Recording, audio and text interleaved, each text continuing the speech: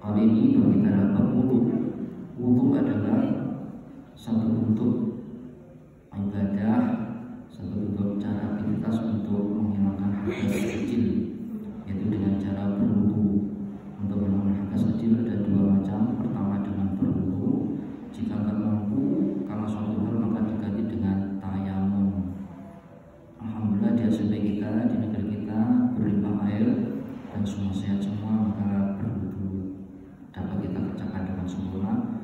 Dan saya kira sampai hari ini belum pernah mendengar di SMP ini ada yang tayamum karena tidak bisa berwudu. Mungkin kalau di luar daerah seperti belum tahu, di Saudi misalnya tidak tahu kalau berlimpah air ya. Dari berbagai referensi bahwasanya wudu sangat penting keberadaannya sebagai jembatan gerbang pembuka ibadah-ibadah kita berikutnya, terutama dari segi keabsahan ibadah kita. Kita satu sholat dan lain-lainnya membutuhkan wudu. Kalau wudunya tidak benar atau kurang sempurna, kurang benar, berarti nggak benar, maka ibadahnya tidak sah, tidak benar. Karena ibadah kita, sholat kita enggak sah, berarti kita masih punya tanggungan untuk mengganti pada waktu berikutnya. Dan permasalahannya yang selama kita mungkin pernah kita kerjakan atau kita lupa, misalnya wudunya enggak sah terus kita enggak tahu bagaimana. Nah, karena yang bertanya, misalnya mungkin belum tahu atau enggak tahu, terus kita sholat wudunya enggak sah kalau kita enggak tahu kalau enggak sah wudunya. Itu bagaimana selama ini bertahun-tahun misalnya selama ini sering saya amati dalam membasuh sikut, membasuh tangan itu sikutnya kadang-kadang tidak telas, itu langsung praktek aja. Terus ketika membasuh kaki, maka tungkak itu seringkali saya amati tidak di sini, di luar sana banyak sekali yang tidak terbasuh tungkaknya. Ternyata ini tidak hanya terjadi di negeri kita, sampai di Arab pun juga banyak terjadi. Bahkan Kanjeng Nabi sendiri pun juga memanti-manti, memberi warning yang keras. Warningnya bagaimana? Wahai sahabatku, awas celakalah kalian yang tidak sempurna membasuh tungkaknya. Nah ini walun lil uqubah. Celakalah bagi orang-orang yang wudu tungkaknya itu enggak terbasuh. Tungkaknya tumit. Karena mungkin mau mendungkruk itu sulit, terus akhirnya membasuh cuma diginikan piup sehingga tungkaknya nggak terbasuh.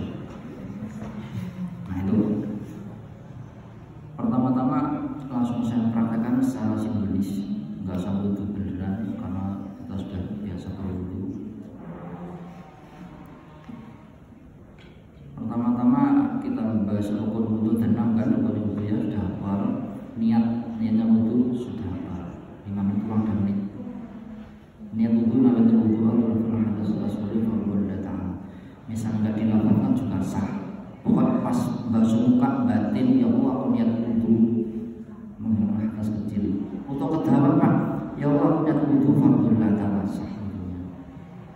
Basuh cukup oleh sholat boleh rapi dan ngerti. Terus berikutnya anggap saja air kita sudah sempurna semua ya. Airnya sempurna kabeh, suci kabeh, suci kabeh. Nanti kalau membahas air kita harus berikutnya saja. Pertama-tama adalah membasuh tangan, karena itu sunnah yang basuh tangan itu yaitu dengan seperti ini. Anggap bahwasanya bajunya sudah disingkap semua ya, atau bersingkapkan ya. Kebanyakan saya sering tahu ibu-ibu atau mbak-mbak itu wudhunya seperti ini. Mungkin karena takut sikutnya ketok, semakin hitam atau mengetok, tidak tahu saya. Juga belum pernah nanya, sungkan kita nanya. Baik di sini atau di luar, mengetok kadang-kadang. Kalau kudungan nyetok, takut rambutnya kelihatan, wudhunya malah nggak sah, nyetok. Maka di sini disiapkan di dalam sana atau di sana itu sebenarnya kalau perlu nanti kita sikapi kita kasih tutup biar nggak kelihatan pas buka-buka. Itu sajanya dulu di situ, tapi belum terlaksana. Langsung saja dibuka sampai sempurna bukanya, sampai sikutnya kelihatan.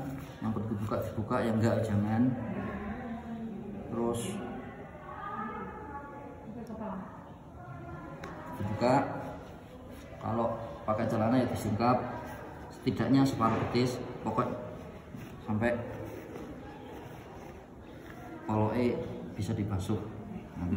Anggap selesai membasuh tangan. Bismillahirrahmanirrahim. Kalau kita hafal doanya dzikir atau wudhu silakan, kalau enggak apa-apa, karena dia dianjurkan saja. Kalau mau silakan, enggak apa-apa. Bismillahirrahmanirrahim. Seperti ini. Pastikan tangannya bersih, tidak ada hal yang menghalangi air ke kulit, berbagai minyak, cat dan terusnya. Ini anak-anak sering saya amati banyak bawa tipek air, cat tipek.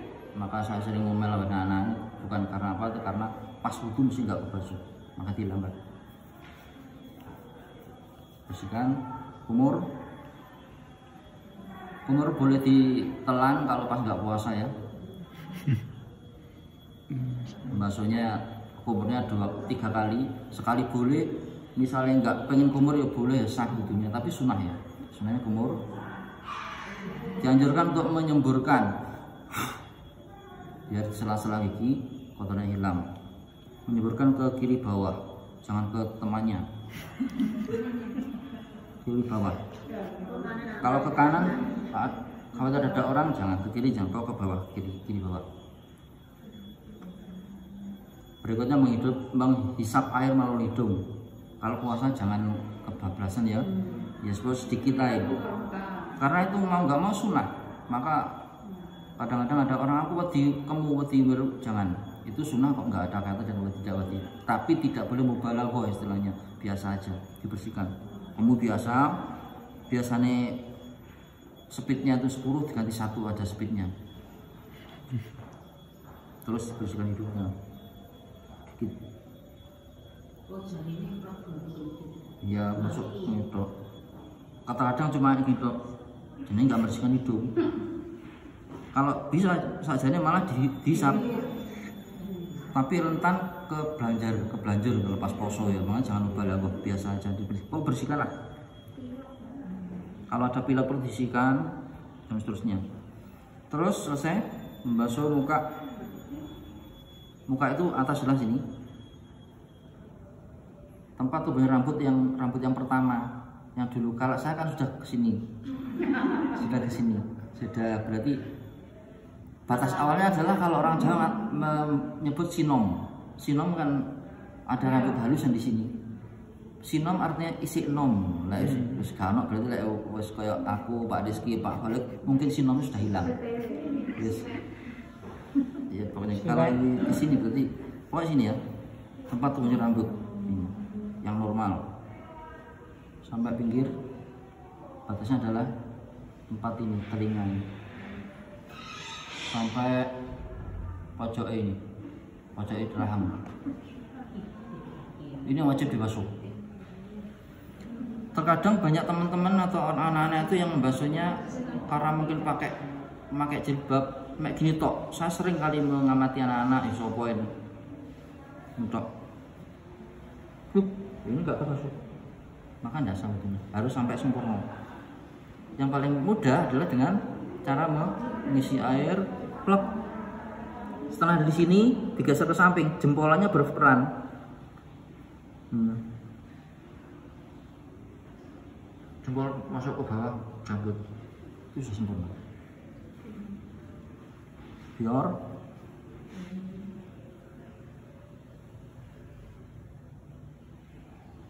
sudah sempurna. Jadi nggak cuma gintok raut. Untuk muka seperti itu, batasannya atas, bawah, samping, sini. Muka tempat tumbuh rambut batasnya. Tangan maju ke muka dulu ya. Karena muka itu kita bisa membasuh bersamaan, maka tidak ada istilah kanan dulu terus kiri. Kan disunahkan untuk tayamun menjolong kanan terus kiri, maka tidak ada, karena bisa dilakukan bersama-sama, maka tidak diberlakukan tayamun. Yang kedua, tangan adalah sampai mulai ujung sampai siku-siku. Sampai siku-siku. Sikut harus kelihatan, harus kebasuh ini. Kebasuh, muter. Saya sering ngamati juga mulai bertahun-tahun itu, kadang cuma gini tok. Ini enggak kebasuh. Maka enggak sah hukumnya. Maka harus muter. Yopo-yopo diusahane muter. Tangannya baju terus titik gak apa-apa. Terus titik gak apa-apa, pojok kabeh. Sikutnya katut. Sikutnya katut. Kalau panjenengan mau dan memang dianjurkan untuk melebihkan basuhan sampai ke separuh sini, separuh lengan. Namanya nanti akan menjadi tahjil sampai separuh lengan. Tentunya kalau yang ibu-ibu kan buka kan nanti kan nggak enak, maka di dalam harus sana kasusnya. Langsung 3 kali. Boleh caranya teleping 3 kali, langsung 3 kali boleh, atau satu. Boleh, pokoknya 3 kali. Lanjut dalam mengusap sebagian kepala adalah mengusap pangkal rambut. Itu kepala yang ada rambutnya di sini, rambut yang awal tadi itu. Kalau saya meskipun tidak ada rambut di sini, boleh sah di sini, karena sudah hilang tempat tumbuhnya, masih ada tempatnya tok. Ngarep boleh, iringan boleh, belakang boleh, pokok masih dalam area tumbuh rambut. Yang nggak boleh rambutnya yang panjang dibasuh pucuk tok, nggak boleh.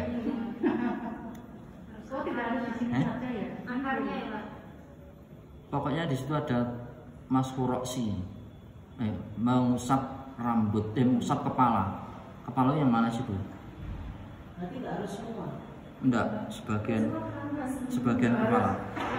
Misalnya kita memegang ini, wis nyenggol kepala betul, sudah ya. Walaupun tidak sampai nengol, wis menyenggol kepala. Jadi misalnya ngetok sah. Tapi kanan kiri depan boleh, belakang boleh. Tapi Kanjeng Nabi itu mengajarkan misalnya nggak bisa rata, minimal adalah pada ubun-ubun. Kita diajarkan mulai dulu ubun-ubun. Tempat keluar masuknya nyawa kita nanti dan dulu dan nanti.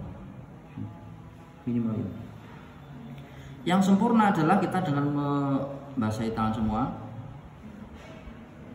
Jempolan juga gini. Terus gini.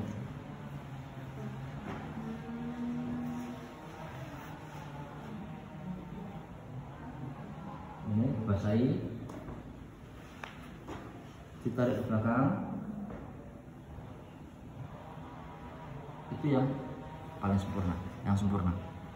Kalau nggak sempat, nggak mau atau takut basah ya sebisanya semampunya, pokok sah. Dilanjut dengan membasuh telinga. Membasuh telinga sunnah. Nah, itu membersihkan telinga. Langsung dua boleh. Karena kenapa? Telinga itu bisa kita kerjakan bersama-sama. Yang tadi kita utarakan bahwasanya apabila anggota tubuh itu bisa dikerjakan bersama, maka tidak disunahkan tayamun. Tidak disunahkan kiri dulu, kanan dulu, kiri dulu. Tangan nggak sebareng tuh, masuk yuk penggosok, maka sunah. Nah, telinga bolehlah, misalnya mau separuh-separuh itu boleh, bareng juga boleh. Boleh. Telinga itu dengan membersihkan dalam jari-jarinya bilang itu. Apakah boleh cuma dibasahi tok? Ya sah, yang sunnah. Sempurna nih yang ini ya.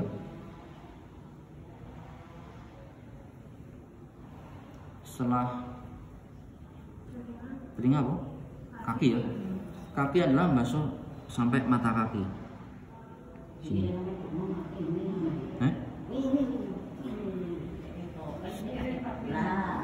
Sampai mata kaki sini. Oh, tapi kan dhuwur kene. Lah biasanya Yang wajib adalah ini sampai mata kaki. Kebanyakan yang enggak kebasuh ini tumit. Nah, atas mata kaki apa bawah mata kaki? sampai mata kaki, mata sampai berarti sampai rumah, berarti rumahnya katut ya. Aku sampai sampai mata kaki harus wajib dibasuh. Lah sunahnya dibasuh sampai separuh betis. Separuh. Karena akan menjadi pencahaya kita di alam nanti, menjadi istilah disebut dengan tahjil. Karena umat Rasulullah nanti akan kelihatan cahayanya karena dari asar wudhu. Itu jadi membasuhnya sampai separuh, nggak usah sampai dengkul. Yang diajarkan cuma separuh aja. Sing wajib kok sampai dengkul malah tumitnya nggak kebasuh, jangan. Sudah. Itu tentang praktek wudhu seperti itu. Dan setelah wudhu dianjurkan untuk berdoa. Doa wudhu hafal kabeh. Kalau bisa sambil angkat dua tangan, kalau nggak bisa mengangkat tangan hatinya. Itu sambil melihat langit. Asyhadu an la ilaha illallah wa la syarika lahu wa asyhadu anna Muhammadan abduhu wa rasuluh. Allahumma ij'alni minat tawwabin wa ij'alni minal mutatahhirin waj'alni min ibadikas sholihin. Siapa baca doa itu, maka pintu langit, pintu surga 8 terbuka semua kata Rasulullah, dan dipersilakan untuk masuk ke pintu manapun yang Anda mau masukinya. Itu tentang doa wudhu, doa proses dan doanya. Tambahan berarti penting, tambahan itu penting ya penting, tapi yang penting barang siapa yang setelah wudhu baca surat Al-Qadr, surat Al-Qadr sudah mana?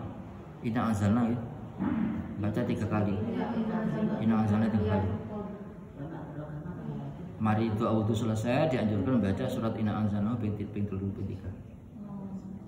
Ini dari sarah-sarah kitab semua banyak menyebut kitab fikih.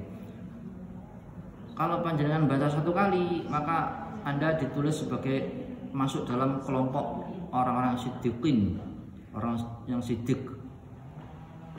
Yang kalau membaca Inna anzalna 2 kali, maka Anda ditulis dikelompokkan dalam golongan orang-orang yang para syuhada, orang mati syahid. Yang ketiga, ketika kita membaca Inna anzalna 3 kalinya, maka Anda akan dikelompokkan, digolongkan dengan para zumratun nabiyyin, para nabi. Nah, nanti ketika di akhirat, misalnya ono di antara teman-teman kita, mbok sapa kok duduk nabi, lah kenal kok duduk nabi, kok melok kelompok nabi, ketika di mahsyar niku, maka mungkin dia pas ketika di dunia itu sempat maca Inna anzalna ping 3 setelah wudhu itu. Nah itu ping 3. Saya semenjak mendapatkan itu sering saya baca, kedua lebih selalu maca sepisan ditulis sebagai orang yang as-siddiqin, baca kedua dikelompokkan dalam kelompok para syuhada, bang mati-mati syahid itu sing masuk surga biar hisab ini. Yang ketiga digolongkan dalam Zumratun Nabiyin. Itu tentang 7 menit hari ini awal, mudah-mudahan besok dan seterusnya dapat mencari tambahan kebaikan kita semuanya. Ya, tanya silakan.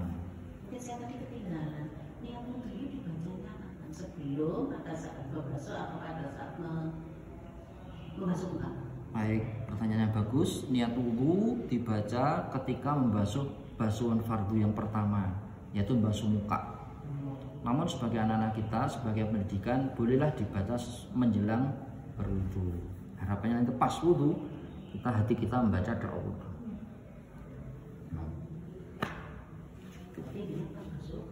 Membasuh muka.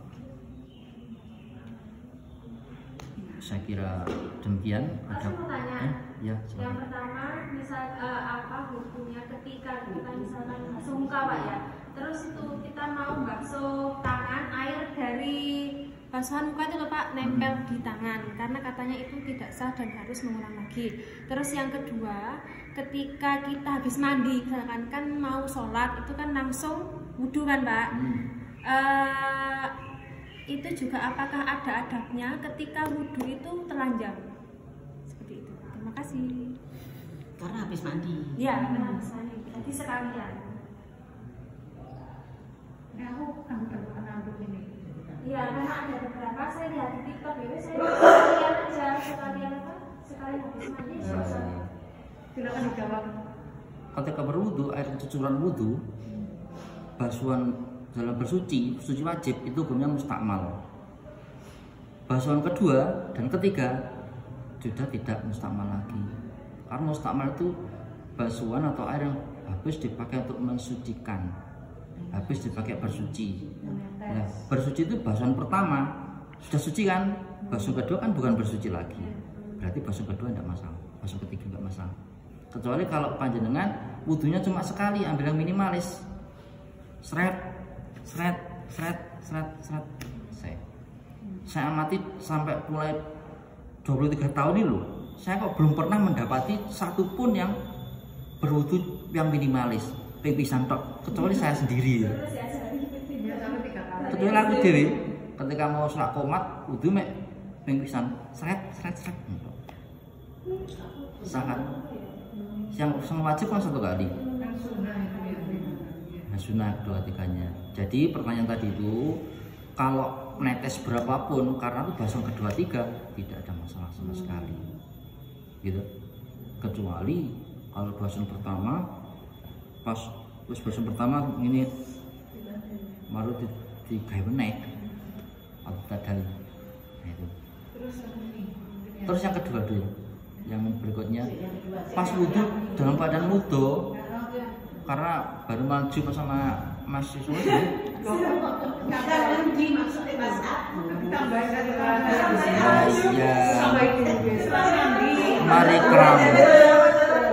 Mari keramas.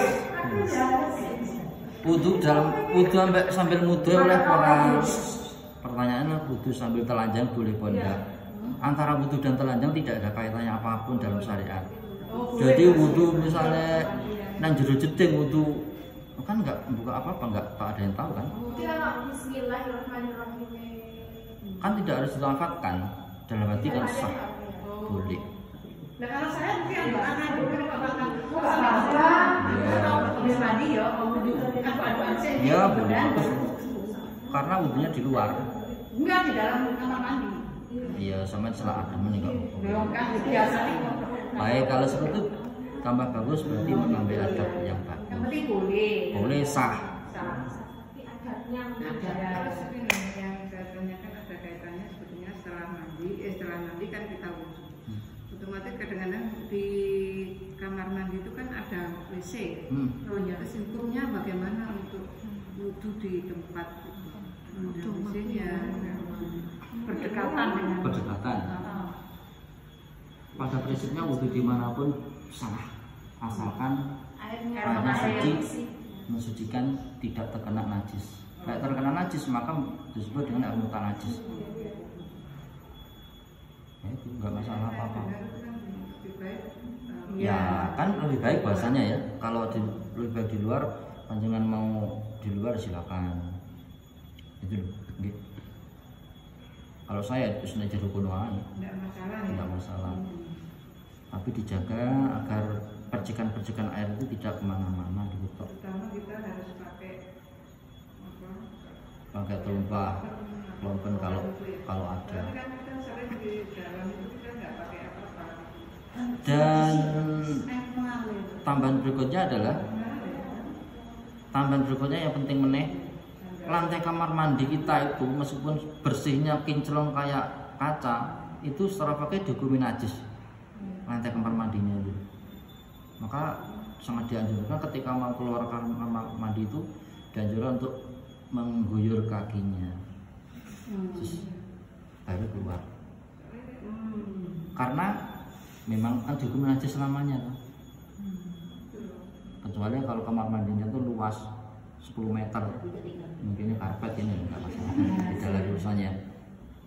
Terus keuntungannya adalah dapat menghindarkan penyakit asyida. Asyida itu penyakit gampang pusing, gampang semaput. Itu dapat diterapi dengan membasuh kaki, membasuh telapak kaki sebelum keluar dari kamar mandi. Mungkin panjenengan pernah ngeluh ramari-mari kutuk krono utang. Ini krono mbak tahu. Justru tangannya tambah baik. Sekep. Saya kira itu yang bisa disampaikan dan bermanfaatkan manfaatnya banyak. 70 menit. Besok lagi ya. Manfaat barokah dunia akhirat. Wallahu a'lam bishawab. Subhanallahumma wa bihamdika asyhadu an la ilaha illa anta astaghfiruka wa atubu ilaik. Assalamualaikum warahmatullahi wabarakatuh.